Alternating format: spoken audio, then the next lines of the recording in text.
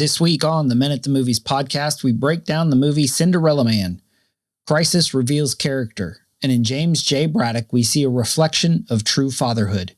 He used his creativity to envision a world of hope, refusing to allow it to fuel his fear. The fights we face aren't about us, but handling them with integrity will bring inspiration to others. It's time to get in the ring and discover God's truth in this movie. The movies and stories we love are gateways to see ourselves and God in new ways. Every great story borrows its power from a larger story, the story that's written on our hearts and woven into the fabric of our very being.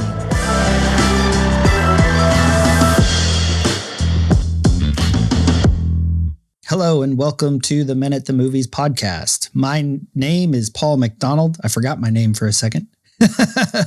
And joining me all the way from Texas is Jay Heck, rejoining us again. So welcome, Jay. How are you doing today, man? I'm doing great, man. It's fun to be here. Fun talking about great movies. Yeah. So Jay and I, we did the Lord of the Rings series last year. And as sort of I've sat with that. I recently did a list of top 10 movies with a friend of mine, and we had to include Lord of the Rings, but you couldn't just say one of them because it's one story, it's one arc. But I'm like, you know what? This might be one of my favorite movies. So we're not going to redo it today, but I was just like, yeah, that time spent talking with you last year of rehashing that. I was like, oh man, that's such a good story. Although I think the books sort of add to it. Yeah, for sure. It's one of the best stories forever. Just keep speaking. Yeah. Every couple of years, I got to reread it. So we are here. We are going to talk about Cinderella Man. And as we talk about a lot of these movies, this is one of those movies that we could spend our time probably talking about 5 different things over, spending 5 to 10 minutes each. And it would be sort of an introductory thing because we could talk about how James Braddock, for those of you, we're going to sort of gloss over the story a little bit, but how he lost his license, how he dealt with the depression, how he fought back, how he maintained his heart in that. That's all great.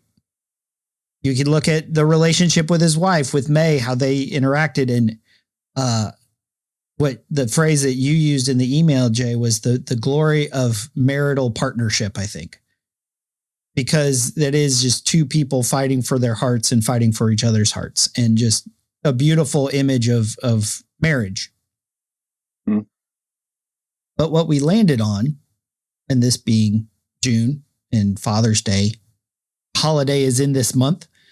So we wanted to look at this idea of what does a true father look like?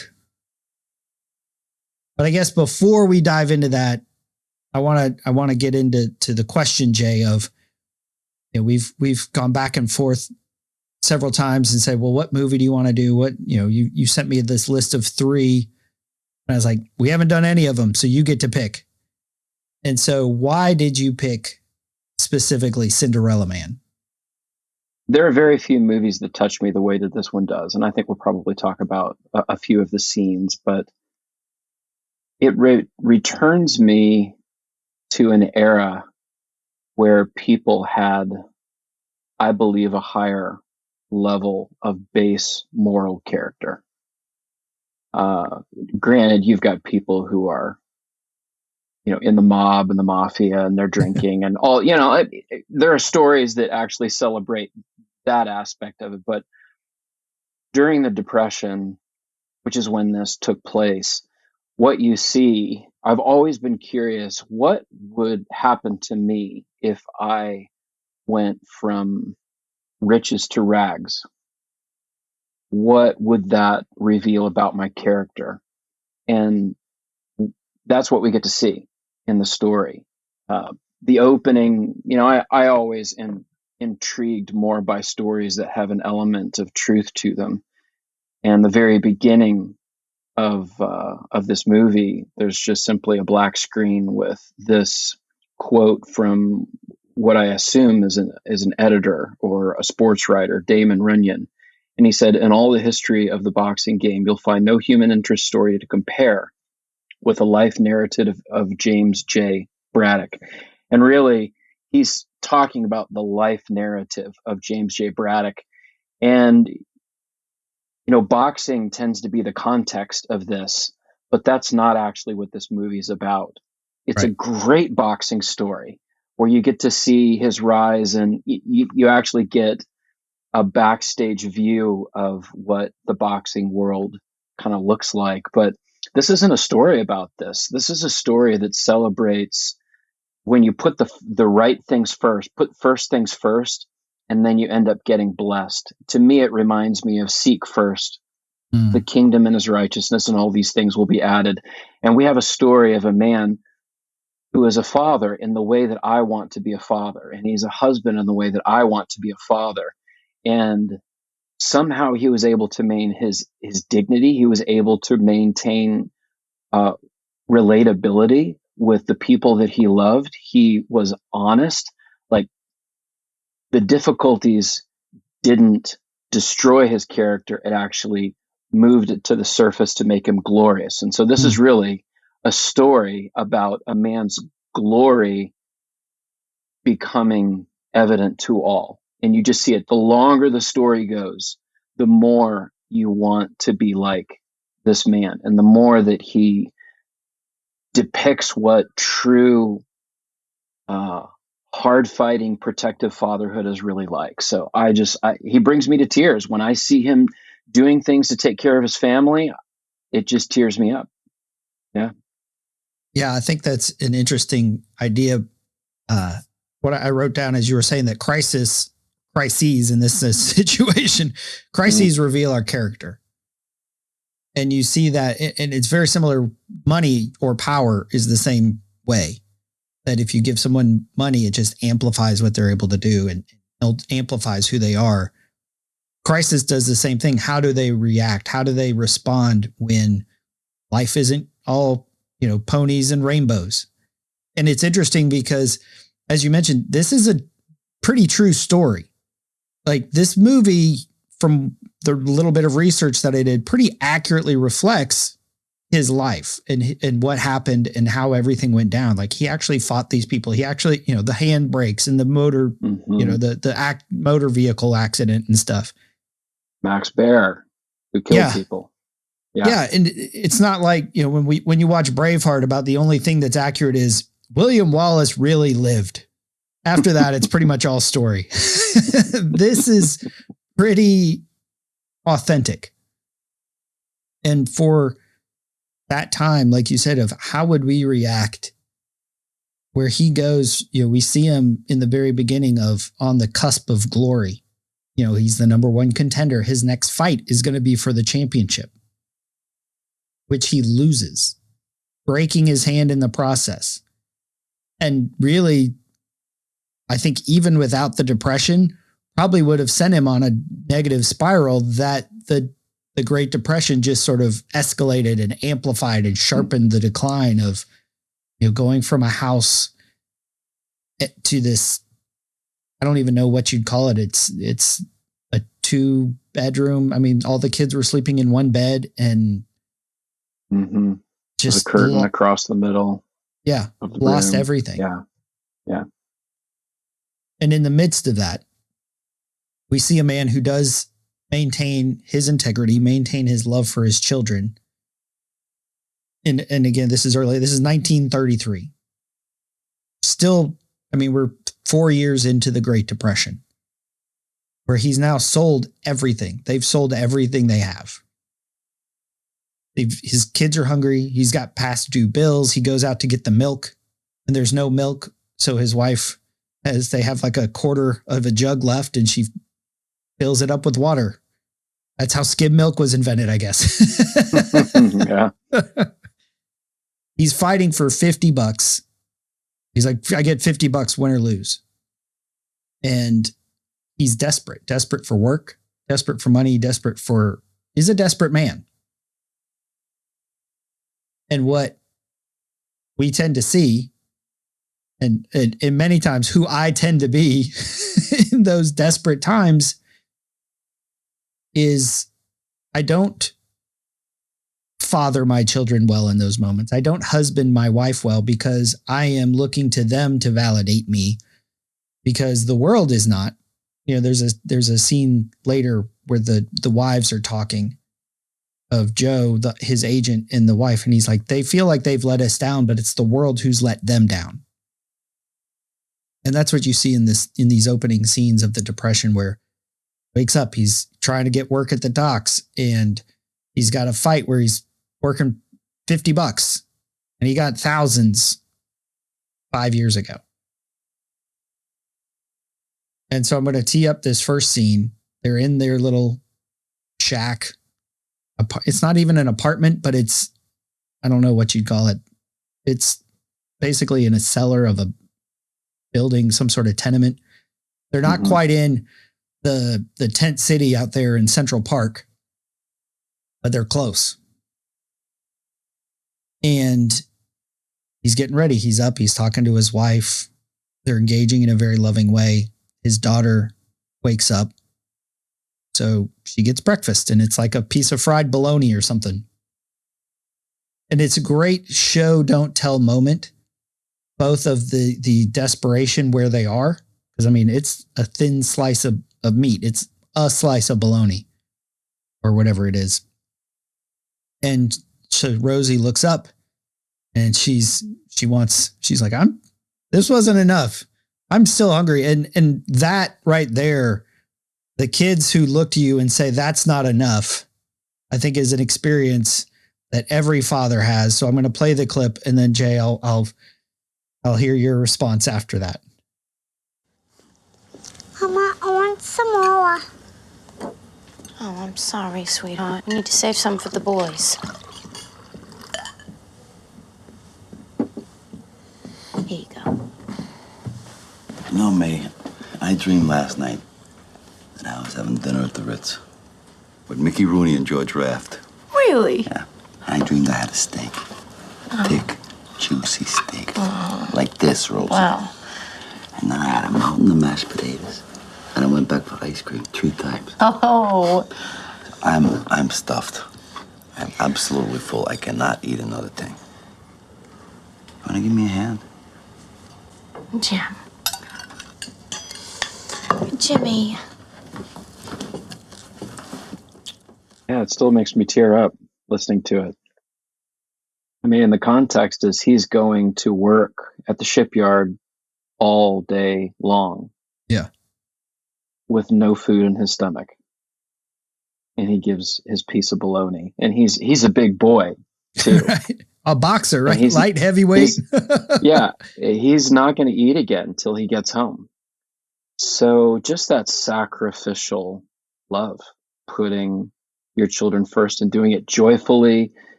He didn't shame them. He was creative and joyful in the way that he did it. Mm-hmm. So his daughter didn't feel the least bit upset or worried about it. He invited her into a beautiful world and a beautiful story. And that just takes a man of creativity to be able to do that. And to be creative when times are really difficult is evidence of a deeper life. I think many of us actually become less creative the more anxious, the more fearful we are, the less we feel our options are. But he revels, like he gets his joy in being a father. First and foremost, it's not his work. It's not anything else. And maybe that's what the Depression does. Maybe when we get stripped of other things, we do have the gift of coming back to the reality of what is truly most important. And maybe somehow in that we get back our creativity, and we get back our sense of humor and our playfulness. I believe that probably did happen during the Great Depression, that many people who came out of it said that was actually one of the best things that ever happened to them. But I just absolutely love that scene. And there's this also at the very end of that scene, what's stunning is the relationship between Jimmy and May. May is fighting him on it because she knows how badly he needs this food. And he looks at her and he smiles and he walks out the door. And you can tell by the look on her face, I have married such a good man. I am the most blessed woman in the world. And there's something in me that wants my wife to be able to say that of me. Yeah. Oh, yeah, for sure. To see, like, she sees the sacrifice. She knows what he's giving up. And I think there's the tension of wanting to do more, wanting to have something for him. But like you said, honoring what he's doing and honoring the gift. And because she didn't fight him on it. Like, she didn't say, give your father, he needs it. He's going to work. He's got to fight. She doesn't do that at all. And you mentioned that in a crisis that our creativity diminishes. I think it's still there. We just use it and create the world we're afraid of.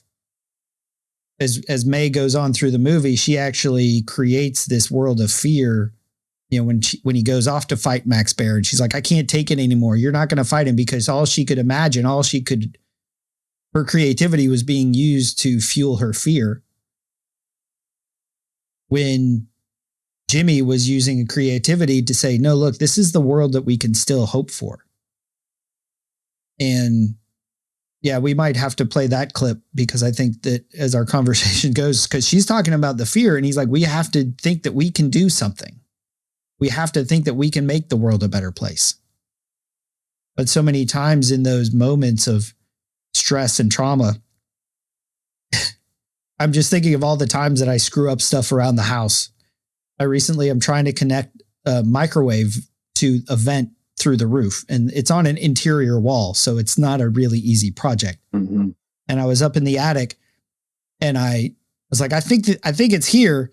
And so there's the drywall up in the attic, and I cut a hole, and I'm like, oh, now there's the living room. So there's a hole now in my living room ceiling. And it's very easy to go to shame, regret, worthlessness. I don't know what I'm doing. And I think I think that where we use our creativity, because creativeness is just envisioning a world that doesn't exist. And so it's really easy to use that creative power to see a world of fear, of devastation, of failure, of depression, right? They're in the Great Depression. But what we see this father doing is creating a world of hope, of light, of joy, of abundance. And I think that's what our Father does, our Heavenly Father. Morgan, I think it was either Morgan or Craig McConnell has said, children look to us to see what the Father is like. And that was a paradigm shift when I heard that line of, how do I respond to my children? Well, how does Father respond to me? How does God respond to me? Like, I have people who say, oh no, you've got to set these standards. You've got to, my stepson, he's 28 and he's got a 4-year-old, and every once in a while he's short on bills or something. So he's like, hey, can I borrow some money? And my answer is always no.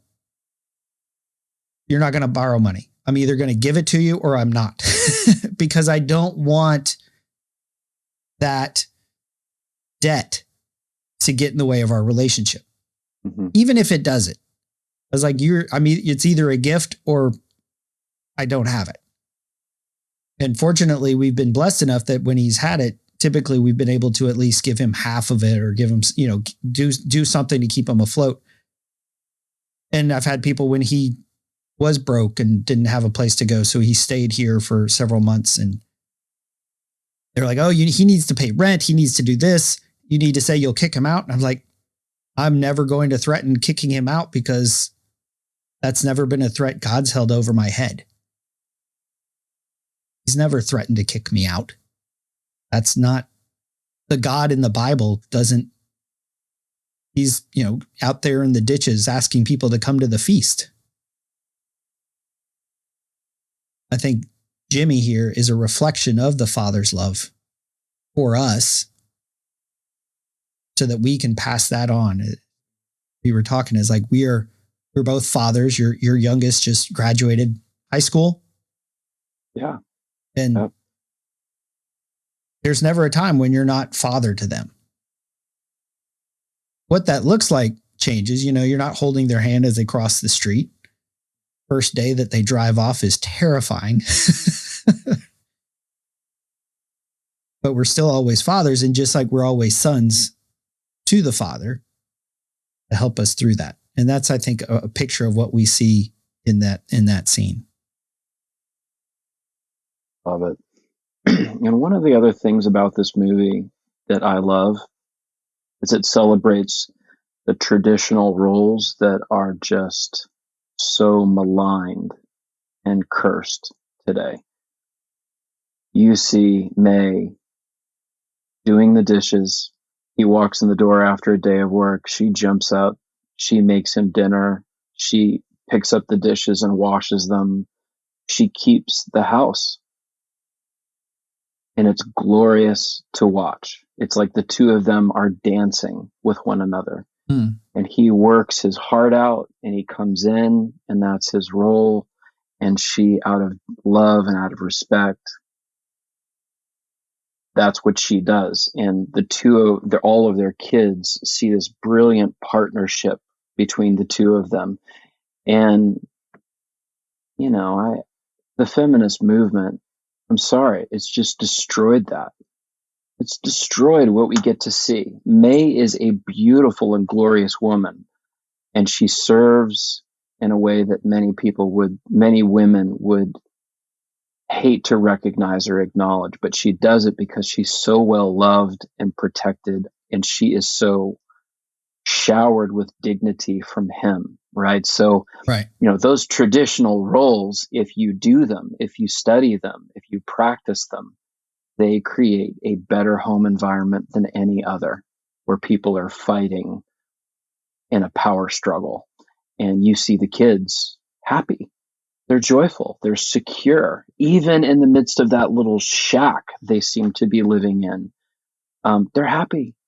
Yeah. At one point they come back home and they're so thrilled to come back to their tiny little house with, one or two little lamps and one toy bouncing each. on the beds. And yeah. Yeah. I thought one of the toys was going to get put in the fire to warm the house at one point. Yeah. And there's different ways of doing that. I think that the important part is their glory is being revealed in what they do. There's no arguing over who does what. The roles are established. And dignity is the important piece.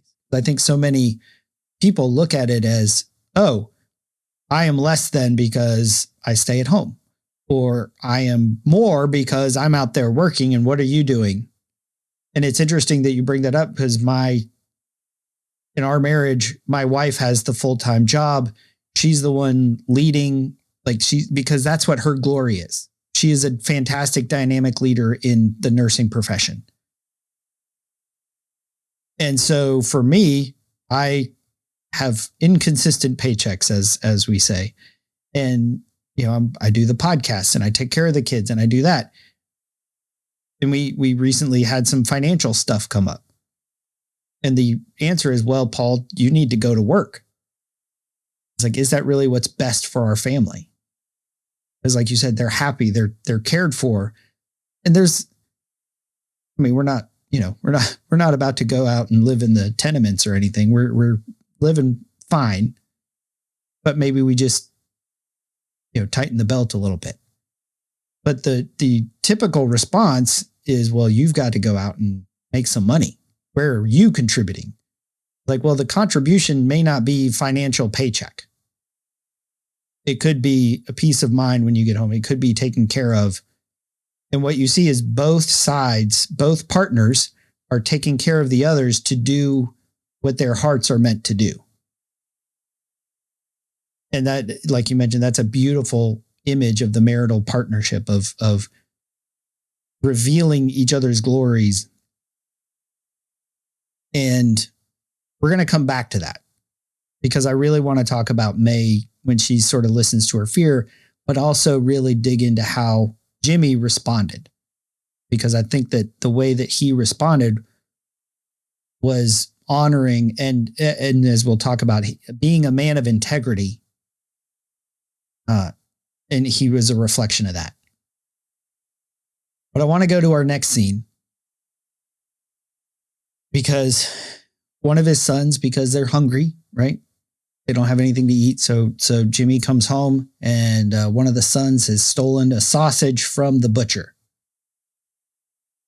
And I don't remember the son's name, but they take him, Jimmy takes him back, makes him return the sausage.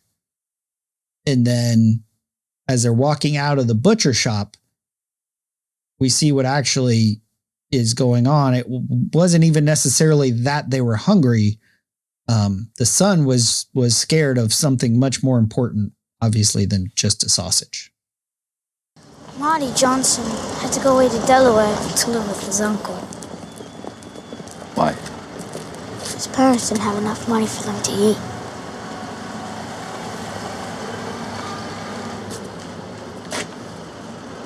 Yeah, well, things ain't easy at the moment, Jay. You're right.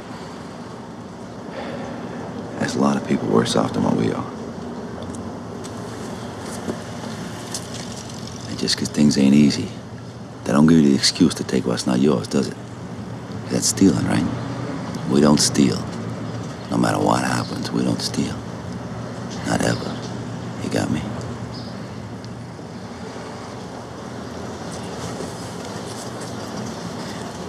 Are you giving me your word? Yes, Go on. I promise. And I promise you, we will never send you away.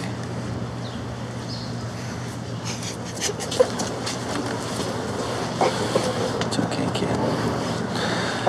You got a little scared, I understand. The truth delivered with tenderness is what I see in that. Yeah. There is a way that seems right to a man, stealing, trying to ease the burden on your parents, trying to help mom and dad, doing it the easy way. I can get away with it.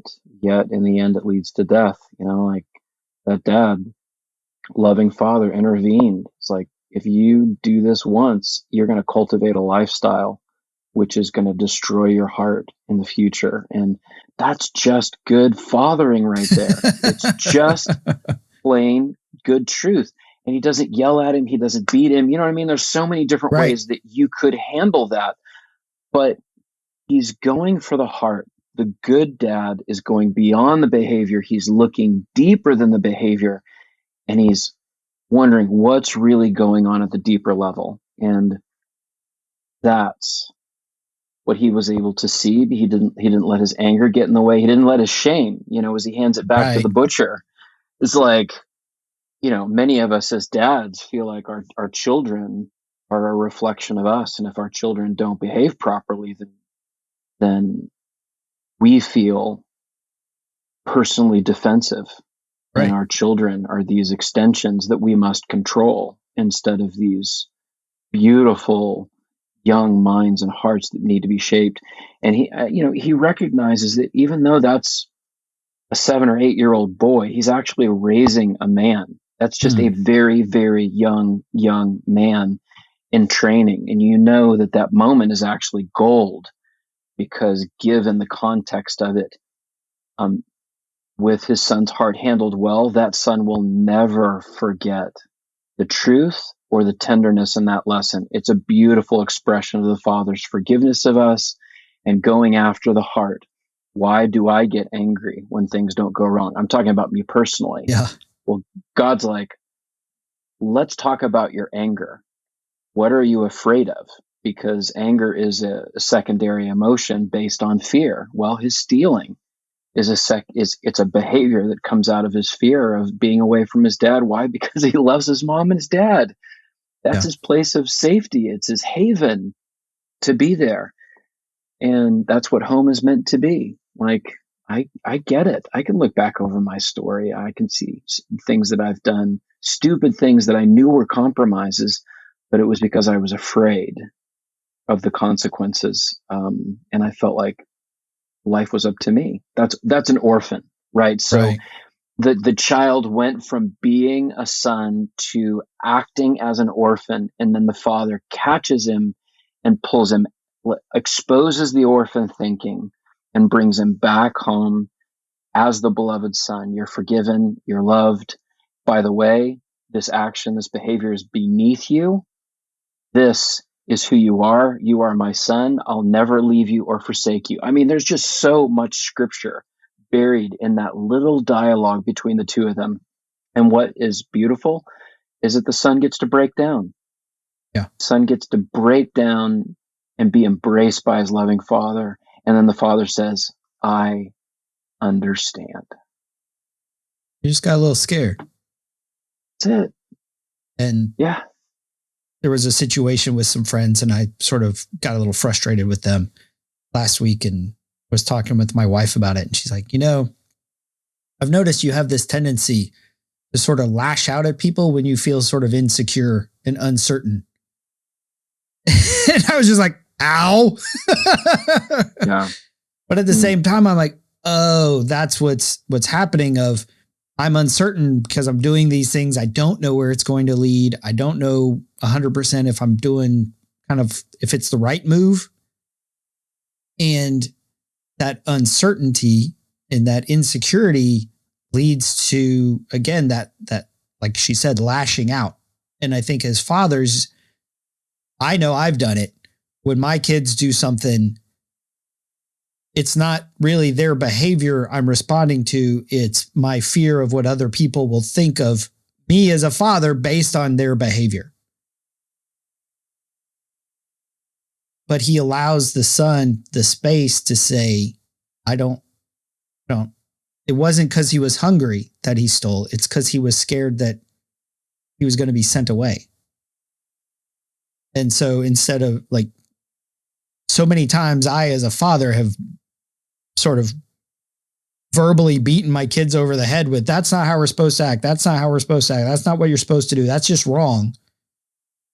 Without slowing down and investigating and pursuing their hearts and saying, well, what's going on? Why did you do this? What, so many times when you're like, what were you thinking, when you don't really care what they were thinking, but to really say, well, why did you do this? What happened? So that then what you see is a father who reassured the deeper longings and the deeper fears, saying, no, we're not going to send you away. Full stop. And like you said, the son broke down because of the relief of his fear and sort of the understanding that, oh, I could have brought this up yesterday of, hey, my buddy got sent away to Delaware. Is this where we're going to be? That idea of prayer. Instead, we sort of take matters into our own hands and say, no, I got to go do something to make sure that this bad thing doesn't happen. There's a moment in the story where they're in their, little simple home and things just keep getting tougher and tougher and tougher. And it's obvious that they're entering into a routine, which they do often. The kids are already asleep, and May reaches out her hands, and I believe Jimmy actually takes her hands for a moment to pray. Lord Jesus, how do we navigate this difficult time? How are we going to be fed? And his humanity comes through, and he just pushes back and he says, I'm all prayed out, May. I'm just all prayed out. And I think, we all get to a place where we feel that way. But I would imagine, they don't show it in the story, but I wonder what Jimmy and May's real spiritual journey was in it, because things did turn for him eventually. And I would imagine that somewhere in the story, I like to believe that Jimmy and May began praying again with Thanksgiving, and it's obviously they were raising their kids in the fear and the admonition of the Lord as well. Hollywood doesn't typically celebrate that, but I just love the humanity, Yeah, that you get to see in that. because in that scene they just lost their electricity in December in New Jersey, so it's cold. He's got like $6 and change. She said it would cost $45 to turn the power back on. And that the line that he says, I could work 26 hours out of every 24 and it would still not be enough. And I feel that way, right? I look at my to-do list. I look around the house, things that need to get done. And for every one job I get done, 4 more. Once I get the microwave vent done, I now have a patched hole, patch in the ceiling. Yeah. And that idea that what we have to offer will never really be enough. I used to get upset. We'd come home, I'd pick up the kids from school and we'd drive like an hour to get back home, because my ex-wife, their mom lives up on the other side of Charlotte, and I'd pick them up from school, get home, and they immediately, hey, Dad, come do this, come do that. I'm like, I got to fix dinner. We got to get stuff going. And this idea is like, I just spent, an hour and a half to 2 hours in the car with you. I was in the car going up to get them and then driving back. And I had one of my therapists at the time was like, kids, you can never give your kids enough time. Like they will hardly ever be satisfied, especially, in the sort of the late single digits, that's 7 to 10 range. They will always ask more of you than you can do. Mm-hmm. And I think life does that too, that it's asking more of us than we feel comfortable doing. We feel capable. I remember working as a manager saying I could work until 3 a.m. every day and I would not get my stuff done. So I have to decide what's most important. And yeah, that's when she's praying and saying, thank you for your bountiful gifts. And he's looking and his son's coughing and everybody's about to get sick. And it's like, I can't pray that, which is actually a really honest way to do it. And you see that in the Psalms where David's just like, how long? Or is this going to go on? How long am I going to suffer? And just like with his son, he's experiencing an honest moment with God of saying, I'm looking around and just seeing inadequacy and not enough. I can't be thankful. And that's okay. I think it's important to be honest, both with our kids and with God. I don't really trust the motives of Hollywood to present good messages, but the reality is that in order to make a good story, you have to tell a story that is consistent with the need and the desire of the human heart.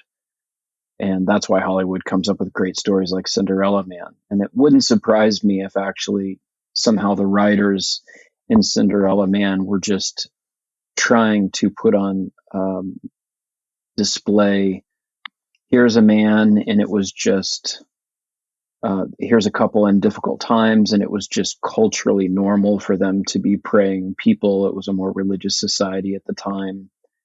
And, at one point he gives up, but that's when, after that, shortly after that, things began to get better for him, and I don't want anybody, I just want to say, you give up on God, things do not get better. I promise you, it just doesn't happen.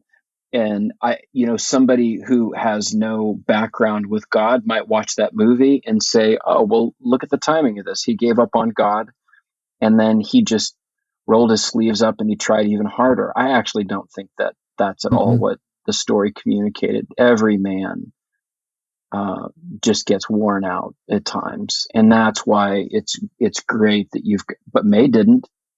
Right. And he's always respecting and loving May. And you just know that, she helped turn his heart back to the truth, like she had done many, many times before, being the loving, encouraging, strong, equal partner in that marriage. So, I like to imagine that as a story where both of them were following God, and when one of them is weak, the other one is strong. Well, and because what we see next is things don't get better. Howard does get sick. He gets a fever. One of the other kids starts sneezing and she sends him away. And they have this fight where he's like, I gave him my word. If we're not together, we're lost. Like, boxers, very competitive people. And this is what constitutes losing for him, is being away from his children. That's the moment that breaks him, where now he goes to the crisis assistance and gets some money. I think you said $17, something like that. This is what makes him go to one of the more powerful scenes in the movie, but it's not an audio clip. It's a video. It's visual because there's just so little talking, where he goes to Madison Square Gardens and all those people that he used to work with, all those people that used to think he was a contender, that he belonged. Yeah. The rich suits, everybody with money. Yeah. Smoking their cigars, drinking their bourbon, up in their room, isolated from the depression, feeling like the kings of the universe. Yeah. And he takes his hat off and he says, I'm about $14 short of turning my power back on. Can you help me? Literally hat in hand. And he walks around the room to all these people that he used to work with. And he goes to his buddy Joe and his agent, the one who supports him, and Paul Giamatti. And he's a fantastic job. Love his character. Yeah, for sure. We don't have time to even dive into his character, but, and he says, and Jimmy apologizes to Joe, saying, I'm sorry. And Joe looks at him. He's like, what the hell do you have to be apologizing for? What do you have to be sorry for? He's like, I know, like he knew his heart. He knew his pursuit. But that's what it took to break him to the point where he could humble himself. Because that's, I think, what it does take. And I bet we're adding into the deleted scenes, when he got home with the money, that they did pray and give thanks and turn the power back on and bring the kids back home. And things shifted. It was when he was at his lowest point without his kids, he realized what really mattered. As you mentioned earlier, that the crisis reveals what matters most. And so to sort of wrap up, as we turn to the wrap up, I want to play the clip because it's called Cinderella Man. Here, things that rising from the ashes and all this stuff. Which again, interesting. Cinder is the ashes. It's not a princess story. It's not a dainty story. It's like she was living in the dustbin. That's why they called her Cinderella. So he's rising from the ashes. He gets a fight. He wins. He gets reinstated. All this stuff. He goes to fight Max Baer. He's about to, big payday. He's a contender. He's a boxer. He's refound his passion because he's realized what's important and what matters most. And it's not boxing. It's, as he says, what changed? I'm fighting for milk. I'm fighting for my kids. I'm fighting for our family. But May, as we talked about creativity earlier, she freaks out because Max Baer has killed two men in the ring. He hit so hard, as he says, they say, they detach the brain. And May she's like, I can't do it anymore. No more boxing. There's this cute scene. Where Jimmy's teaching the kids how to punch. She's washing the dishes, but she's seeing her friends whose husband has died. And she gives into the fear of being alone. She's like, I can't be alone. I need you here.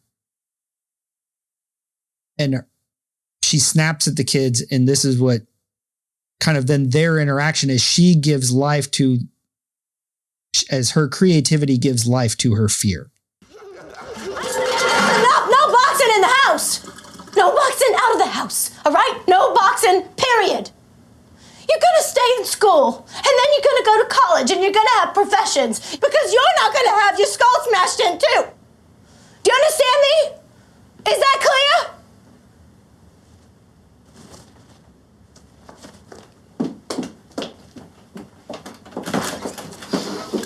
Why don't you boys go and get ready for bed, right?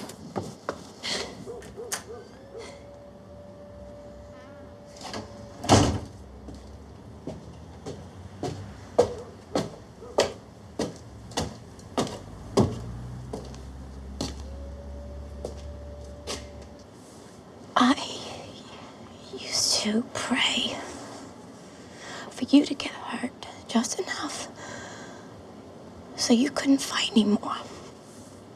And when they took your license away, even scared as I was, I went to the church and I thanked God for it. Because I always knew a day might come when it could kill you. I just knew it, Jimmy, and now it's here. Hey, he just got the jitters, that's He's all. killed 2 men, Jimmy. What's worth it? Huh? What's worth it? I have to believe I got some kind of say over our lives.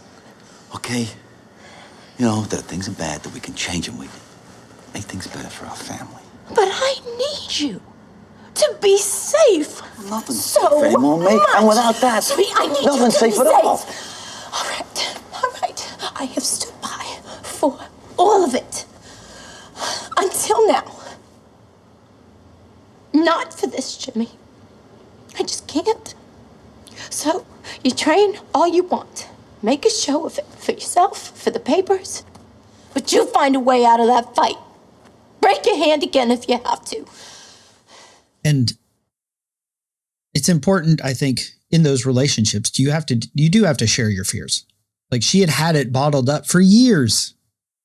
She was putting on the brave show that, she never went to a fight because she was like, I'm not as tough as you, because when you get hit, I get hit. And she got to the point where she couldn't take it anymore. And she gave into her fear, just like Jay did with stealing the ham or stealing the sausage. He's like, I was afraid you were going to send me away. And she becomes afraid that he's going to leave. She doesn't know how she'd get through life without him. And he responds very similarly to his response to Jay. He still goes to the gym. He still keeps training. But he doesn't validate her fear, but he doesn't diminish it either. Because her fear is legitimate. Like, it's possible that he doesn't come home. It's possible. And because he knows he's, been through the worst stuff, so he knows what could happen. But he also knows who he's fighting for. And he knows it's not just for his family. It's not just for his kids. It's for every guy who's out there who is at the bottom. He's like, I got it. And you see it even on his way to the fight. People are out there, guys who can't find a job.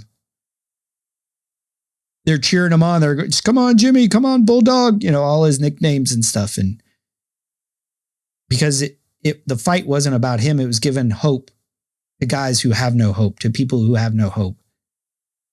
And she goes to the church and sees the father there. And she says, yeah, I'm here to pray for Jimmy. And he says, yeah, basically get in line. And the church was full of people praying for Jimmy. And then she realized it wasn't about him and it wasn't about her. And it was about giving hope. And she shows up at the arena in the locker room. He's about to get taped and his agent leaves.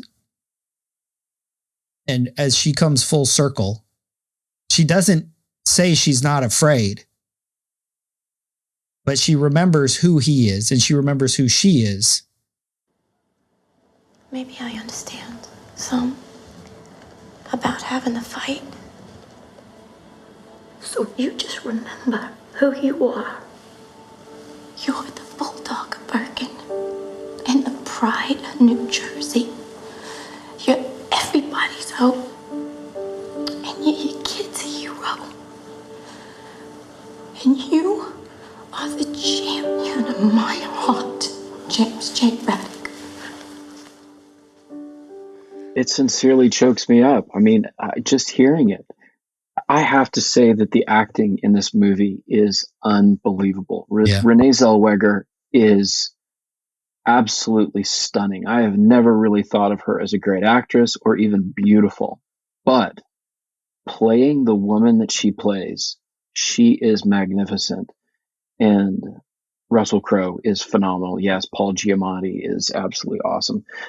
Well, this is what every man wants. This is what every man wants, is to live a life where he does what is right. He stands up for what is true. He finds that his decisions to be a good man actually begin to inspire other people. He's not living in a larger story where his decisions are all about protecting himself.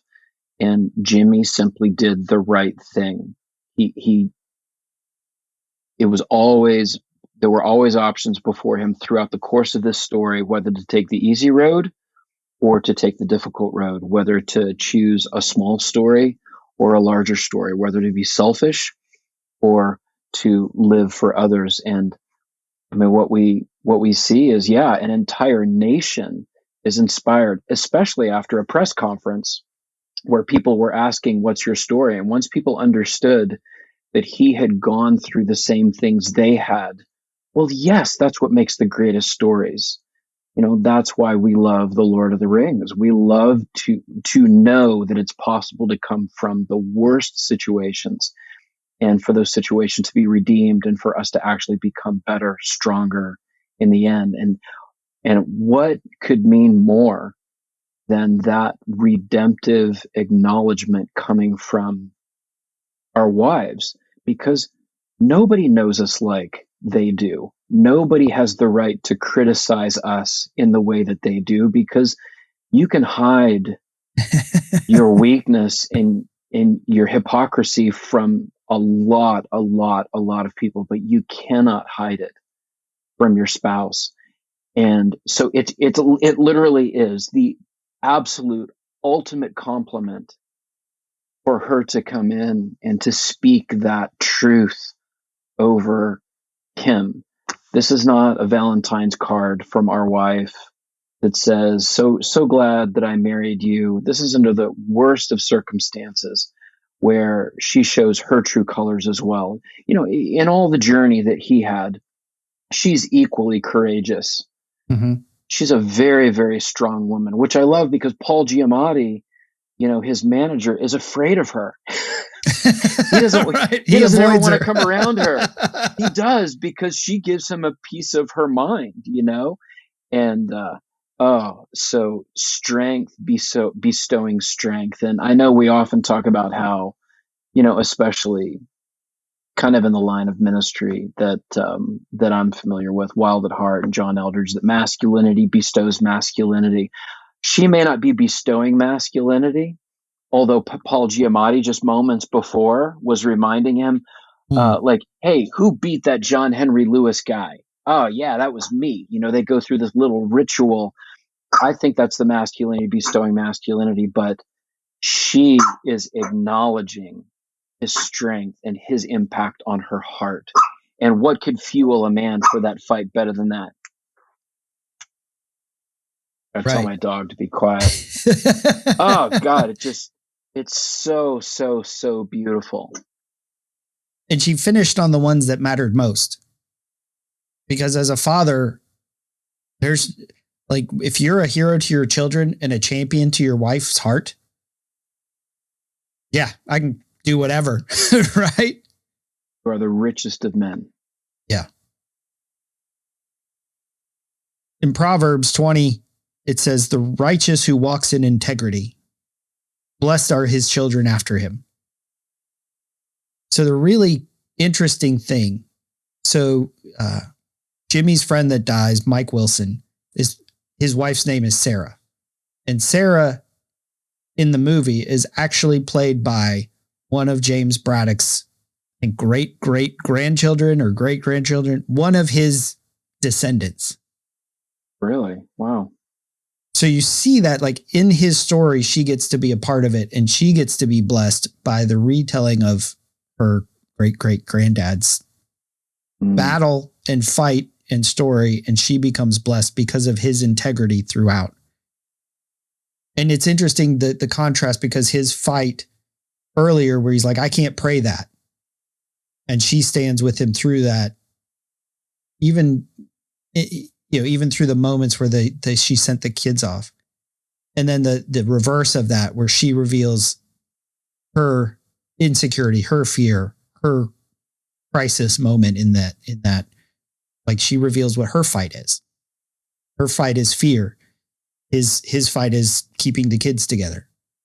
And then, but once they are seen, not just for because we want to be seen for our highlight reels and all the stuff that we're, like you said, we can't hide our stuff from our wives and our kids. They see it. They know who we really are. But this idea that we don't have to be perfect every time, but we're working towards that. We're working towards that idea of the righteous being the sort of the idea of being wholehearted and walking in integrity. You know, the picture of a plank without knots, without warps, a plank that is solid and trustworthy and consistent. And it blesses our children. Even when we don't necessarily see it. You know, after Jay stole the sausage, they were still going home to a hungry house without electricity. But internally, he was showing his children how to deal with adversity. They learned more from watching him deal with it than anything that he could have said.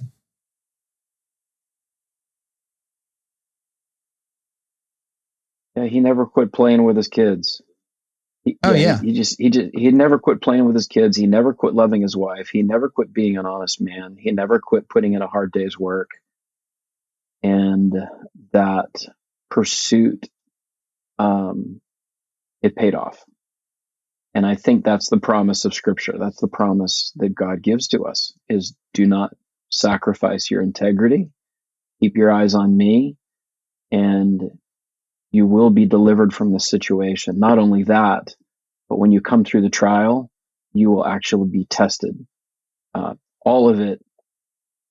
He was a man in the beginning of this story, but you can actually see his evolution, his initiation into a much, much better man whose focus was on all the right things in the end. So I have to believe that Cinderella Man is actually our story.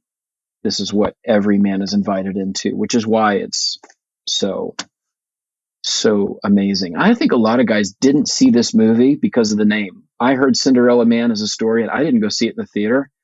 I thought, that's just a dumb name for a movie. It wasn't until it came out on DVD that I watched it. How did I not see this?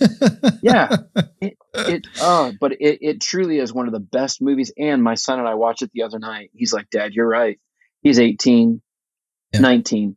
And he said, Dad, this is just one of the best movies I've ever watched. So why? Because it calls out the masculine soul. So yeah. I would encourage anybody who's listening, go and watch this movie for sure. Yep. Own it. There you go. Yeah, because it was a fight scene. He's in the middle of a ring. He's in the ring. He's fighting. But what he sees are pictures of during the worst times. He sees the empty beds. He sees the empty milk bottles.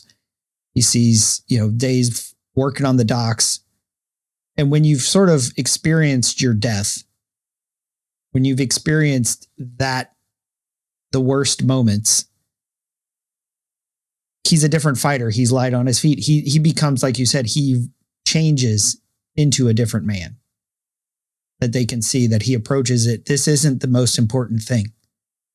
So he holds it loosely and it's okay. losing a fight's okay. He's like, I can do anything, $250, I'll fight your grandmother. Right. Because he knows what really matters, and he knows what's important, because the crisis revealed his character, and he proved himself to be a man of integrity. So Jay, thank you for your time. Thank you for sharing this movie. I was like, oh man, I forgot how good it was when I was watching it the other day. And yeah, so glad you got to experience it and share it with your son too. So that's awesome. Oh yeah, for the second time. Yeah. It's amazing. I appreciate it. Love the opportunity to come and talk about good movies.